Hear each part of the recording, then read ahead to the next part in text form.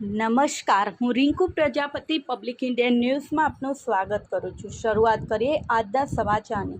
કરમસદ પંથકમાં રાત્રે વીજળી ડૂલ થતાં વિફરેલા રહીશોનો ઓફિસ પર પથ્થરમારો। MGVCLની કરમસદ સબ ડિવિઝનની ઓફિસની બેદરકારીથી સર્જાતા વીજળી ધાંધિયાથી ગ્રામજનોએ કંટાળી ગયા હતા।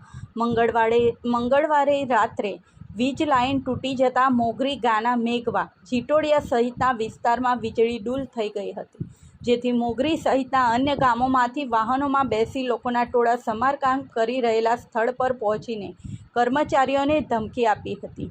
ત્યારબાદ કરમસદ સબ ડિવિઝનની ઓફિસમાં ધસી જઈને ફરિયાદ નિવારણ કેન્દ્રમાં બેઠેલા કર્મચારીને ધાક ધમકી આરોપીને ઉશ્કેરાયેલા ટોળાએ પથ્થરમારો કરીને મુખ્ય દરવાજા સહિત બારીઓના કાચ તોડી નાખ્યા હતા, તેમજ ટેલિફોન સહિત વસ્તુઓને નુકસાન પહોંચાડ્યું હતું। આ અંગે વિદ્યાનગર પોલીસ મથકે અરજી અપાઈ છે। અનુપમ મિશન પાસે વીજ ફોલ્ટને કારણે ગાના મેઘવા મોગરી ગામમાં છેલ્લા ઘણા દિવસથી મોડી રાત્રે વીજળી ડૂલ થઈ જાય છે, જે 3-4 કલાકે આવે છે, જેના કારણે કાળઝાળ ગરમીમાં લોકોની ઊંઘ હરામ થઈ જાય છે, જે બાબતે કરમસદ સબ ડિવિઝન સહિત ઉચ્ચ કક્ષાએ રજૂઆત કરવા છતાં કોઈ જ પગલાં લેવાતા ન હતા। મંગળવારે વીજળી ડૂલ થઈ ગઈ હતી, જેથી રોષે ભરાયેલા ગ્રામજનો કરમસદ સબ ડિવિઝન કચેરીમાં પહોંચી ગયા હતા।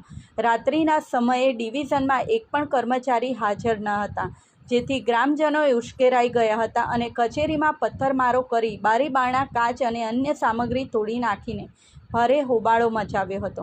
આમ MGVCLની બેદરકારીને કારણે નુકસાન વેઠવાનો વખત આવ્યો છે। આ અંગે MGVCL કચેરીના જુનિયર એન્જિનિયર AS તળપદાએ જણાવ્યું હતું કે મંગળવારે રાત્રે અનુપમ મિશન પાસે લાઇન તૂટી જતાં વીજ પુરવઠો ખોરવાયો હતો। આ સાથે આજના સમાચારને અહીં સમાપ્ત કરીએ છીએ।